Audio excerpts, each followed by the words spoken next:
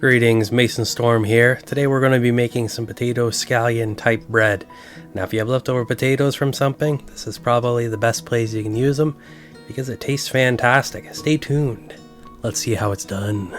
To begin, I'm going to be making some potatoes, so I just put peeled potatoes in a pot and then I fill them up so they're covered with water. A little bit more than just covered. And then we'll throw them on the stove top and then we'll crank the temperature up to maximum. And we're just going to boil some potatoes. I didn't have any leftover potatoes, so this was the best I had. So now I'm just going to cut up an onion. And normally for making potato scallion bread, you would use like a green onion and you would just cut it into nice small pieces. But I didn't have any green onion at the time and the stores were closed, so this is what I came up with. Just a nice fine dicing of an onion. And we'll just set that aside. For our bread, I'm going to be using my standard type recipe.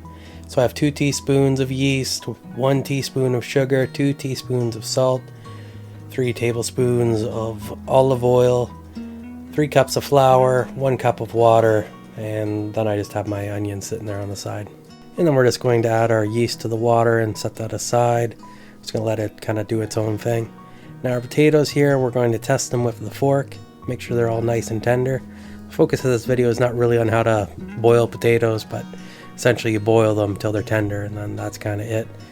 And when it comes to making the bread, it's probably best to use leftover potatoes that are already cooked. And if you have leftover potato water, that's also fabulous, but I don't, and I want to make the bread right now. So I'm just going to drain off the potatoes and then pour cold water on them so they're not super duper hot, but it's hard to cool off a hot potato, as you can likely imagine. And I just have them in the bowl here and just going to mash them with the potato masher.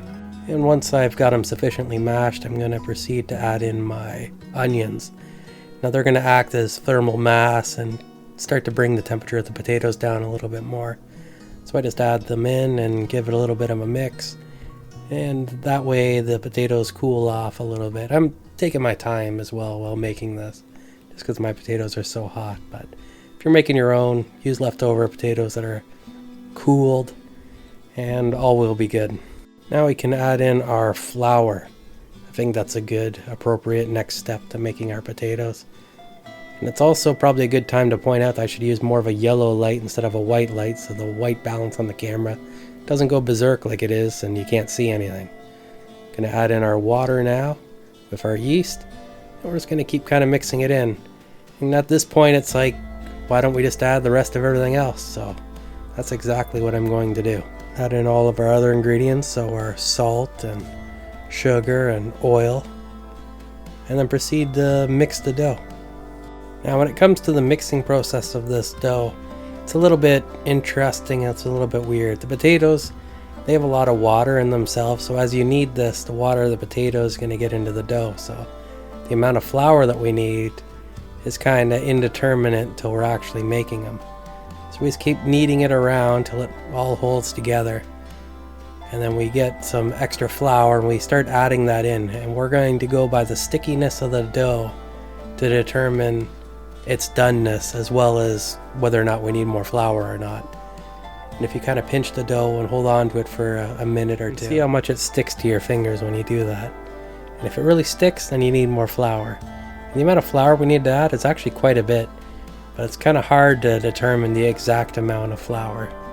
So I just keep adding flour till the dough kind of hits that proper level of stickiness where it's still a little bit sticky, but it doesn't stick to everything. And when you knead the dough by hand, you can really feel the moisture in the dough, especially when you push it down flat on the table surface, how it really grabs it. When it really grabs it, then you know it's way too sticky.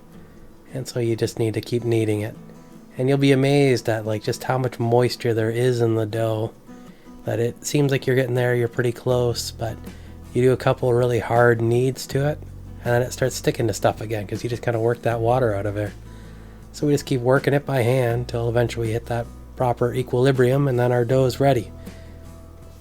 So now we're just going to take a bowl, put a little bit of olive oil in the bottom of it, put our dough in there, and then we're just going to put it in a nice warm place and leave it for about an hour or so. Let it rise. And here we are in the future. So our bread's now all nice and risen. I just left it in the oven with the light bulb on for about an hour, and that seems to work out pretty good. We'll throw down some flour here on our countertop, as well as get out the old dough knife so that we can divide our dough into half, because we need 2 pieces of the dough because we're going to make 2 loaves, because that just seems proper. And this would be way too big to make 1 loaf, so there's always that too. So we kind of roll it out nice and loaf-like, and then we proceed to get a large amount of flour, and then we coat the dough in flour, and that kind of really helps with the final texture when we go to bake it. So then we're going to move our dough loaves onto a pan. I'm just going to kind of clean up this area a little bit here because it's getting kind of ridiculous as well. And they fit nice and perfectly on the pan. So now what we're going to do is we're going to score our loaves, and that really gives some good final texture to them as well. Just want to make sure they're all properly aligned and evenly distributed as well. So I just use a knife and cut diagonally. Now if you want, or what I recommend, is use a knife sharper than the one I got and do like a diamond pattern, because that always looks cool. And then when we're done scoring our loaves, we can toss them in the oven. I got my oven set to 400 degrees on convection. If you don't have a convection oven, your cook's time will just be a little bit longer.